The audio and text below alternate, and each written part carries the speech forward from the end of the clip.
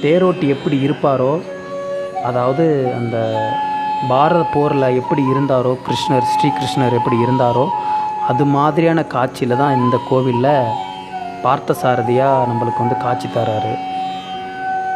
வேறு எங்கேயுமே முறுக்கு மிசையோட கம்பீரமாக சாரதியாக நம்மளுக்கு காட்சி தரல பெருமாள். திருவல்லிக்கேணி பார்த்தசாரதி கோவிலில் மட்டும்தான் நம்மளுக்கு காட்சி தராரு.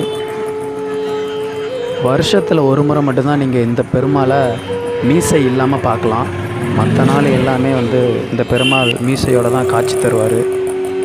திருவல்லிக்கேணி பார்த்தசாரதி பெருமாளுக்கு எண்ணற்ற சிறப்புகள் இருக்குது. நம்மளால் முடிஞ்ச சிறப்புகளை வீடியோவாக பதிவிறக்கம் பண்ணியிருக்கோம். முடிஞ்ச அளவுக்கு சப்போர்ட் பண்ணுங்கள். நாகை வழிப்போக்கன் சேனலை சப்ஸ்கிரைப் பண்ணுங்கள், ஷேர் பண்ணுங்கள். அப்போ தான் நான் போகிற வீடியோ எல்லாமே உங்களுக்கு நோட்டிஃபிகேஷனாக வரும். எந்த வீடியோவுமே ஸ்கிப் பண்ணி பார்க்காதீங்க. எல்லா வீடியோவும் ஃபுல்லாக பாருங்கள், சப்போர்ட் பண்ணுங்கள்.